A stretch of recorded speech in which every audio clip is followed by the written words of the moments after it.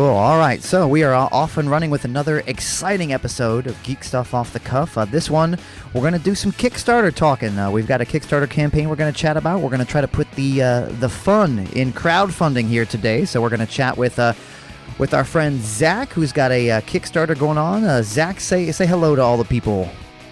Hello, everyone. Now Zach is not with us live, as you can tell. Jared and I are hanging out here in Indy.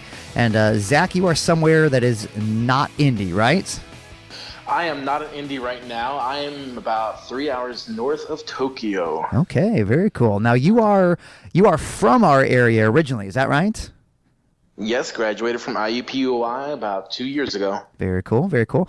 And tell us how you possibly have ended up over in Japan. It sounds like quite a long walk for me, so I don't know how you ended up over there. Yeah, my feet were hurting for weeks. Okay, so my major in college was creative writing because I want to write books and stories. Cool. But to write books and stories, if a story needs a separate language, I need to know a separate language. So I decided to take Japanese. Okay. From there, I met people who are taking Japanese and come over to Japan for studying abroad, and they like it and stay here. I decided to follow that path and took a year in college where I studied over here, about an hour from where I'm at now, and went back to America, graduated from college, still with a creative writer major, and came back over here to teach English. Very nice. Been here for about 2 years. Very cool. So this is a permanent, like you're intending to stay there long term then? I honestly think I might be back in the States in probably 5-10 years. Okay. But I'm not 100% sure. That's awesome. No, that's very cool. My brother did something similar when he was in college. He did a study abroad, and he was over there, I believe, in Kyoto, and he loved it. He thought it was an amazing experience. I mean, I'm sure you can tell us volumes about the culture shock and the differences and what's going on there versus here. I mean, it's got to be pretty intense. There are some things that shock me, but not really that much that shocked me. Very cool. That's awesome. That's awesome. Now, speak a little bit about, we'll just kind of dive into a few just light hits about what you have going on Kickstarter, because you've got a game going on. So I'm going to let you can probably describe it much better than I ever could. So I'll just kind of let you give us a brief overview about what you got going on there. Okay, I'll try to keep it brief. Moonshine Run is a game I have on Kickstarter. It's set back in the 1930s during the Prohibition era, and you are basically a moonshiner trying to get money for your family and make a living. Along the way, during each night, you're going to run across hazards, 3 different types of hazards, that is. People hazards, which are police and rifle moonshiners. Natural disasters, which are mudslides and fallen tree. And damaged goods, which is smashed jugs and your shack is caught on fire. Gotcha. Very cool. Yeah, no. Jared and I had the opportunity to print out a print and play version that you were kind enough to send over, and we had a chance to kind of fiddle with it here before we got chatting with you. And I mean, I personally, I think the concept is very cool. I love the fact that it's just kind of so many games that we end up playing, especially card games, are like elves and dwarves and this big thing, and I just like those ones that are a little off the beaten path. The Prohibition era to me is a very cool time in American history. So what prompted you to think about that setting for the game? I was on a movie set as an extra over here in Japan. Yeah. And the movie was set back in the 1930s, right before World War II broke out in America. So here I was sitting on the movie set and just bored out of my mind, getting paid about $100 a day for doing nothing. And I started thinking about what to do. And the concept of Moonshine Run somewhat crept into my mind. It's awesome. It seems like as you're making a list, Moonshine Run is second, and then number 1 on my list would be keep sitting around doing nothing, getting paid money. Yeah, I was gonna say that's kind of my trump card right there. If I had to choose between doing something or not doing something. Sounds like an okay plan to me. Well, that's very cool. Have you done game design in the past, or is this just kind of hey, let's give it a shot? This is actually the second game I'm working on. The first game we've gotten done. gotten. Is that? I'm sorry, my English is sometimes bad. That's okay. You can write it, but you don't have to speak it. It's all right. So Yes. Cool. And here I am, an English teacher, teaching people how to speak English. there you go. There you go. Well, they don't know how to speak it either, so it's fine. So Yeah. Well, yeah. yeah, like I said, Moonshine Run is the second one I'm working on. Mm-hmm. The first one is called Escape from Hell. Oh, so that sounds maybe just slightly different. So Just a little bit. Just a little bit. Yeah. oh, that's That one, it's back on the drawing board because I need to rethink stuff on it. Ugh. gotcha. So is that one going to? Do you think the plan for that one is Kickstarter as well, or a different approach there? I believe it still might be Kickstarter. If my Moonshine Run gets picked up by a publisher, I might see if they want to pick up Escape from Hell when it comes out. Gotcha. Now, have you found, as you've been working with Kickstarter and kind of putting this in motion, have you found any particular challenges being out of the country, overseas, or has it just been like all online, so it's been okay? It's very hard to do it online and overseas. Yeah. Because some Kickstarter people could go to conventions, game stores, talk to people in English, promote their game by person, and I have to do it all online. Right. Yeah, I could see how that would be a challenge because, thinking back to some of the other Kickstarters that I've kickstarted in the past, it's been ones that have, they've been demoing it somewhere. One of them was a local-based project, so I actually got to go and do some of the runs of the game before it was printed. I mean, other ones that are out of town, at least they're still doing, gaming runs wherever they are. So, yeah, I could see how that would be a challenge. Huh. Have you introduced this to any of your students? Like, do your students participate with any of your game design, game development, anything of that nature?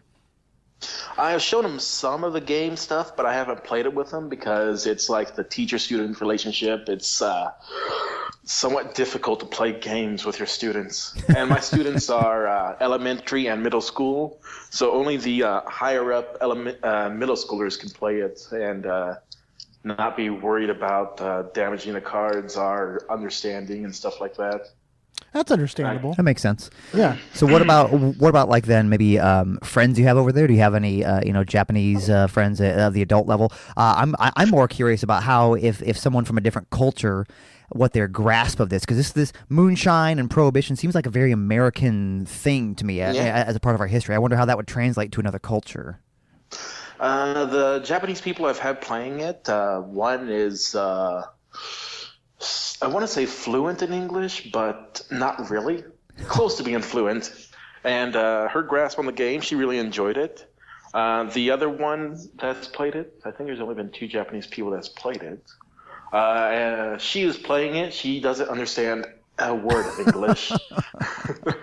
But the rules were simple enough for her to understand what to do. Gotcha. Yeah, I can see how that would be a challenge.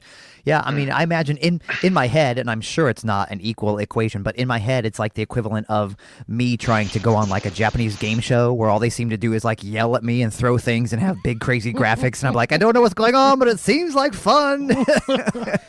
I'm winning, right? This is winning, right? Me getting hurt means that I won. That's the way this whole process works, right? Yeah, I understand some games like that. Hell, what was it? Sometimes Magic the Gathering is like that, or Ascension that I play on my iPhone. Oh, yeah.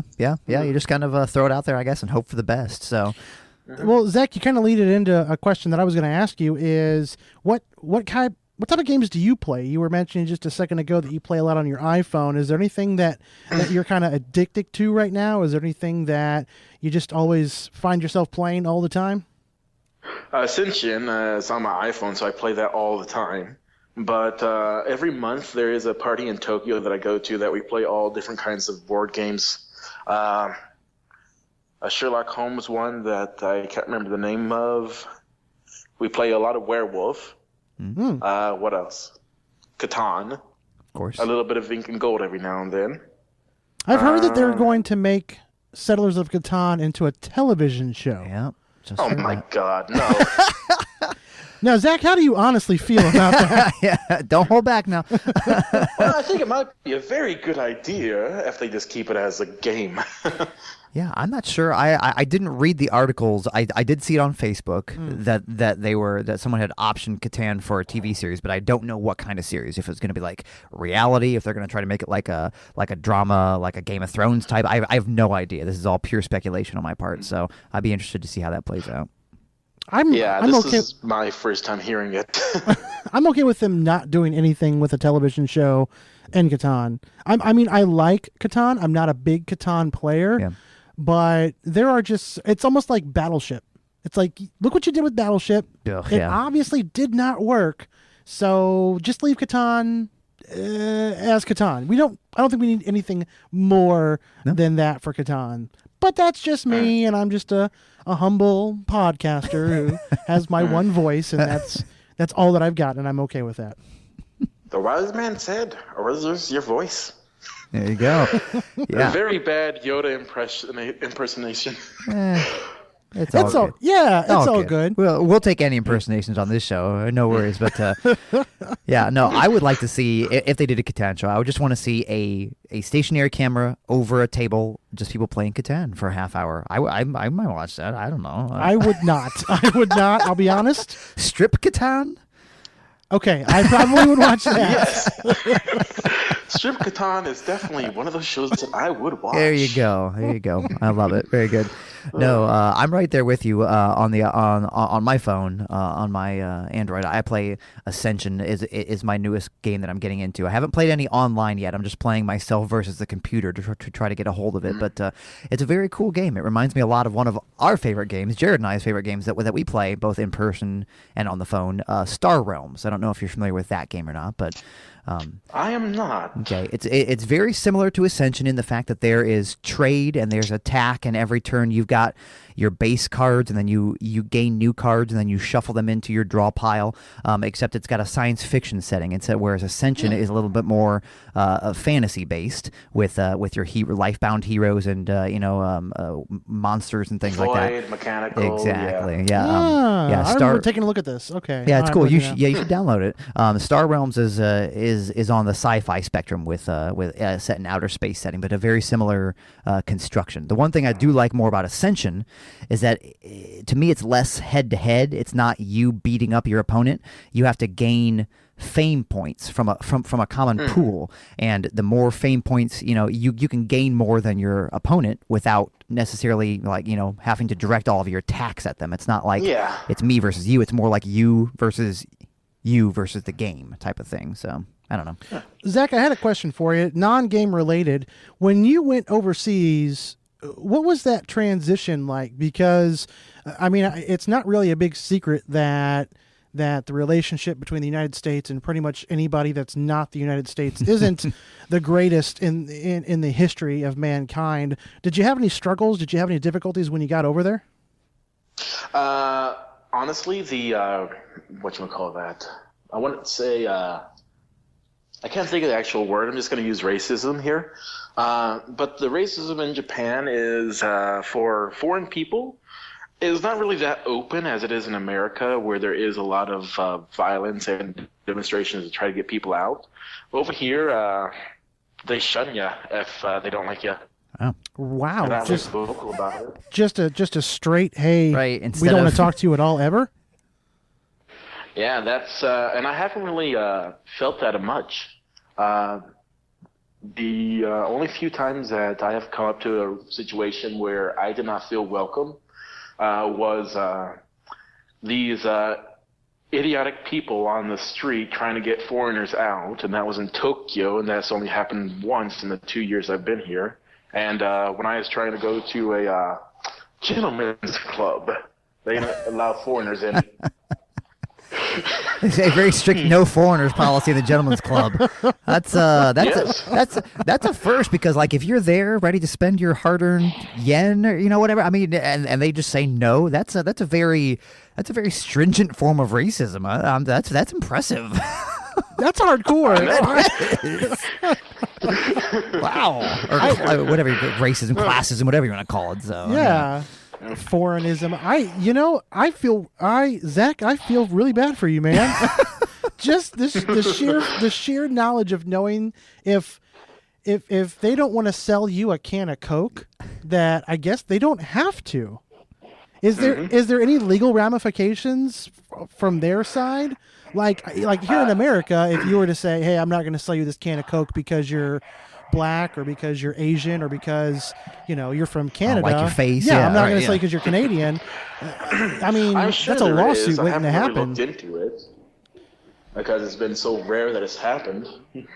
That's really wild. That is. So they're denying you your God-given right to see the tatas. Gosh darn it! So, And that's the episode title of this episode. well, The Gentleman's Club was more of a brothel than a strip club. very well- interesting. Well, they're denying you your God-given right to do other things too. So that's but that just in general, that's just because like when you first said that they're like they just shun you, I'm like, well, that's kind of a classy like if you can't say something nice, don't say anything at all. But this is like the extreme, where like if you can't say anything nice, then get out. It's like that really harsh type. That's sad. Ouch. But like I said, those places are rare. Well, that's good. Well, the brothels are a lot, but a place that you cannot enter because you're a foreigner is rare. Gotcha. Very interesting. It's still kind of sad, in all seriousness. No, Yeah. it's sad that it still happens. That stuff like that is still going on, and whether it's here in the United States or it's overseas or wherever else, it's kind of makes you take a step back and kind of realize, we really haven't evolved that much than back in the olden days when they were making moonshine. Well, and there you go. trying to that's right, full circle right look there. at that. Look at you bringing it back here. So, how about But that? it hasn't changed that much. So It's only been 70 years since the timing. Well, wait a minute, 80 years since the timing of moonshine, and races are still around in the 1960s, I think. Yeah, that's The fair. Martin Luther King thing. yeah, we very barely true. got over that. That's less than 40 years ago. So So, well, let's jump off where Jared's going and kind of bring it back to the game Okay, here. Then, yes. I mean, I'm having a great time talking about racism and everything, but I want to make sure we talk about the Kickstarter campaign here. So, by the time this show comes out, this show will be out before the Kickstarter campaign is over. I'm not sure exactly where it will be, but we'll definitely have this out before the Kickstarter campaign's over. So people can go. Is the easiest way for them to find it just to go on Kickstarter and search Moonshine Run, the name of the game, or what's a good way for them to find it? That is the name of the game. They could also go with the tiny URL. I forget how it's actually done. Tiny URL slash moonshine-run. Okay, gotcha. We will also post some links on the page where we're sharing the broadcast. So if anybody is listening to this on our website, you can just check down and we'll have the links there. what do you mean so. if anybody's listening to this? All the hundreds of thousands I of don't millions mean- of people that live on this planet I Earth. didn't mean if anybody was listening. I mean if they're listening to it from our page. Sometimes they listen from Facebook. Sometimes they listen from Instagram or whatever. So, and that's the chime to say that tomorrow has happened in Japan and we're still stuck in yesterday. Yesterday with racism. Yes, we're still living in the We're past. still stuck back there. So unfortunately, That's an impressive chime. I feel like that's like a giant grandfather clock in Tokyo's Times Square or Yep. whatever they have. 4 82-year-old guys run out and they all have different sized bells that they all ring to I make love that it. sound happen. What phenomenal. was that, Zach? That was changing of classes. Well, there you go. Well, it's like lunchtime there now. Yeah, that's right. That's the lunch bell. It's time. That's a great lunch bell. That's That is ridiculous. classy. Yeah, if that's their lunch bell, no wonder they're like so further advanced and smarter Yeah. than us. You know what I heard? I heard foreigners go home. We don't want you here. No. Oh, my goodness. Okay, we are going back to the game because we're having too much Yes. fun talking about that. So yeah, like I said, Jared and I did get a chance to kind of play test through, and I really enjoy the concept of how you kind of start your each player starts their turn by drawing a certain amount of cards based on how much you want to spend to get those cards, and then essentially you kind of build your path down the mountain. You kind of try to go get the jugs, and you're avoiding natural hazards like mudslides, or you're trying to avoid the police. There was a little bit as we were going through the first time to play the game, there was a little bit of confusion on our end on what if the hazard cards were included as item cards. We didn't know if we were supposed to be playing things like the police or the rival moonshiners, if they were just supposed to be flipped up and played when they came, or if we were supposed to take them into our hand and play them later. I'm assuming it's the first option. Those are meant to be played kind of as the cards are found. Is that right? With the rivals, yes, they're supposed to be played as they're found. With the police are a little bit confusing the first time around, because if it's the very first card you draw, you could actually hold that in your hand and play it on somebody else.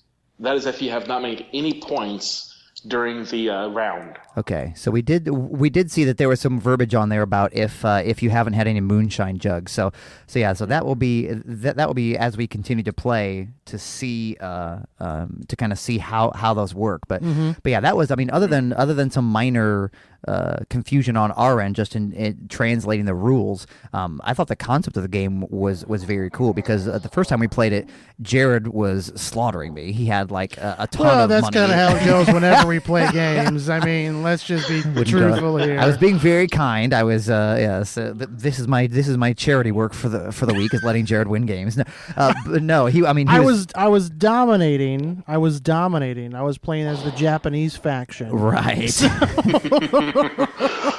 So, just to clarify, there is no Japanese faction. Yes, right, yes. Disclaimer: no racism present. No, not at all. But then the second time we played, different cards came up. Like I had one of the item cards, like the mobster suit, or and the mobster suit will just let you steal half of players' moonshine cards in that round. Or there's a watch that will let you take another turn, essentially duplicate your turns. So I definitely like how the item cards can kind of really come into play to swing the action. When you were making the game, is that kind of was that your goal? I mean, obviously it's mostly a card-based game. Were you thinking of something that can have that kind of player versus player attitude, or were you shooting for more of like a cerebral kind of playing against the deck type of thing? I'm going to say it started off more the second one, and it evolved into what it is now with different revisions. That's interesting. It's I'm always interested to hear how games obviously evolve, and that's kind of funny how you were thinking it would go one way and then just kind of naturally ended up another. Yeah. Are there any plans as you kind of think longer term with the game? Are you thinking about doing any expansions, or will any special new or different cards be available later on? If I add anything to the Moonshine Run game, it might be a card that just has a round tracker on it, or I might just edit the back of the cards to have a round tracker to make it get easier to track the rounds. That's the only thing I am thinking of making anything different on that game. Right, and if I do make another version of it, yep, it'll be set at a different time and different backgrounds and stuff like that. Still have the same rules and stuff like that, though. I gotcha.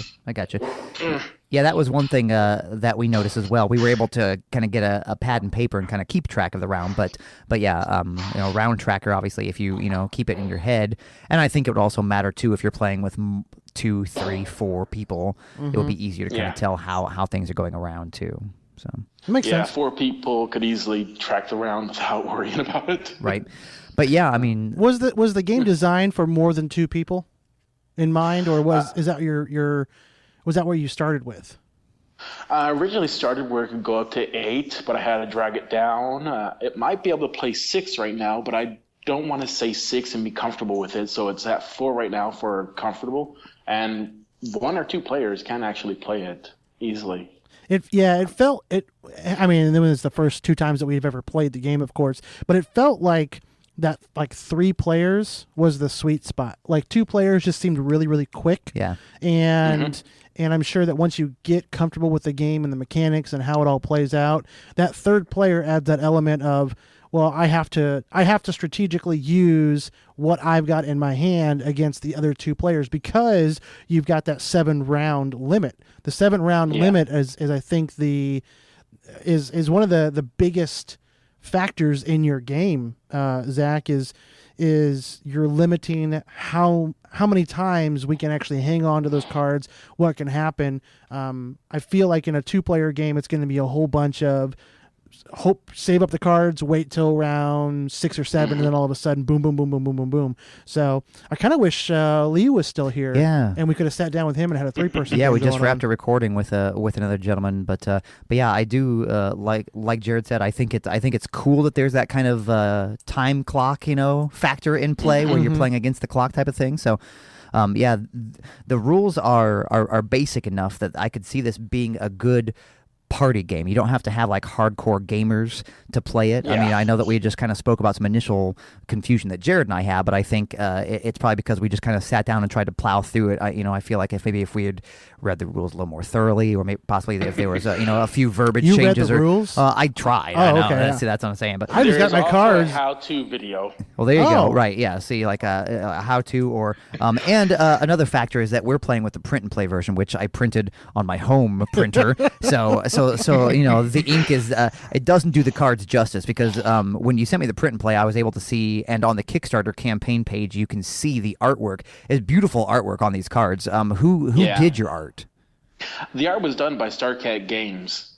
You can just search on Google for StarCat Games, and I believe his icon is like a smiley face with equal sign smiley face, emocon, Okay. whatever those are called. The little emojis or the emoticon. Emojis. The emoticons. And you said it's what? It's StarCag? StarCat. Starket. Okay, gotcha. Starket. Okay, cool. Yeah, because I mean, they're beautiful cards, but my printer did not do them justice. So I think that that probably also added to the confusion, because like I can't see like on the cabin fire hazard, I can't see the fire, things like that. So, but no, I mean it's a good looking game. I think that what we spoke earlier when we were talking, because I know there are a few item cards in here. The item cards are the special cards that you can pick up and keep in your hand. And was the design with the item cards, Zach, to let people keep them indefinitely, or do they have to play them within that round? The item cards can be kept indefinitely. Okay, cool. And that's another one of those time clock management things I think we're talking about. So. I originally had the item cards as separate things that you could buy, but I decided that might be a little bit boring, Right. in case one person buys them all and so and so. Yeah. No, yeah, I like how they come down randomly, and it falls to the player to make sure that they pick up the item card, because down in the description at the bottom of the card it says this item card can do this item card can do that. With a lack of like a dedicated icon or something up in the corner, you just have to make sure you're reading the card to ensure that it's an item card and not accidentally flip it. I guess even if you flip it, you can be like, hey, I've got an item card. It's a cool card, and then take it in your hand, I guess, if you want to show it off or whatever. So Yeah. Have you Yeah. thought about expansions? I don't know if we fully talked about that or not, but doing either a full expansion or like a Kickstarter. What do they call those? Exclusives, yeah. Because I think it would be really cool, because you've got a lot. When I think of bootlegging, when I think of the 1920s, when I think of that old timey type of a feel, there's a lot of historical people, and I'm wondering if having those as like a Kickstarter exclusive, or if you reach a certain dollar goal, you have those. Oh my gosh, why can't I think of what that's called? Add-ons. Not add-ons. Rewards. Stretch goals. Stretch goals. There you go. Yeah, having a stretch goal for, if we hit this certain stretch goal, I'm going to add in a heroes and villains pack, and all of a sudden now you have Al Capone or whatever else that, hurts or helps you depending on which way it goes. Have you thought about that at all? Not really. Trademark. Just thinking of it. Oh, shoot, he said it. Now he owns it. Darn the luck. Yeah, if I doubt I'll do anything like that, because that puts more of a. I think that'll change the game from what it is currently. It might make it a little bit more difficult to play, or it might just be a little bit overpowering to have a Al Capone or Babyface, whatever, on there. Sure. Be interesting. Now, what I'd be interested in is setting a higher Kickstarter level, and if you paid X amount of dollars, then you can become a mobster. Like you get drawn into the game or whatever. I think a lot of people will kind of go for that, but that'd be interesting. I did have a 5K tier level. Yeah. and that tier level was somewhat the highest tier level I have right now. Plus, I'll hand delivery of the game, and your likeness will be put in Moonshine Run. Not Moonshine Run, but Escape from Hell. Ah, interesting. So all I have to give you is 5Ks? That's sweet. I've got 3Ks right now. They're lowercase Ks. Oh, nope, you're out. Oh, no, that's sad. Yeah. I took that out because one of my art dealer, Starcat Games, was like, yeah, that's a little bit ambitious. People might run away from that. So I was like, okay. Well, and it's cool to hand deliver the game, but if somebody in Alaska jumps on that, you're on an airplane, I guess, and buying hotels, and who knows where you have to go, or if you show up to somebody's door. I'll stay with my family up there. Oh, there you go. So I would pay $5,000 if you hand delivered the game in an old timey car with the head of Al Capone. There you go. Now True. You're talking. I'd have to go grave robbing for Al Capone's head. Yeah, well, Escape from Hell. You go right there. Yeah. So that'd be an old timey car driving out of hell. And it's Al Capone driving the car. There's your merger of the two games right there. Pay to see that. Paid $5,000. I paid $5K to see that. I might actually, now that you're making me think about it, I might put some Moonshine in Escape from Hell. Stop saying trademark. Just the Moonshine itself, nothing more of the game though. That's awesome. Well, Zach, thank you so much, man, for taking some time out of your busy schedule on the other side of the planet, which is, I think you're the furthest guest that we've ever had on the show, being all the way over in Japan, and the amazingness of technology and Skype and everything that we've got. We can have a chit chat about a game that you're designing. About how many miles do you think? About 30 miles, 40 miles from Indiana? Yeah, just to give or take. Give or take a few hundred. Yeah. Thousand. I was like, wait a minute. Oh. But thank you again, Zach. I do appreciate you taking some time, and good luck on the Kickstarter. Hopefully everything goes well. I think Tony and I are going to enjoy playing the print and play a few more times before Tony's copy Get the real version, arrives, already locked in. Yeah. And we'll be able to play it for realsies. So with that, Zach, thank you, buddy. You're welcome. Have a nice day. All right, you as well. Tony, thank you, my friend. All right, you too. Choo.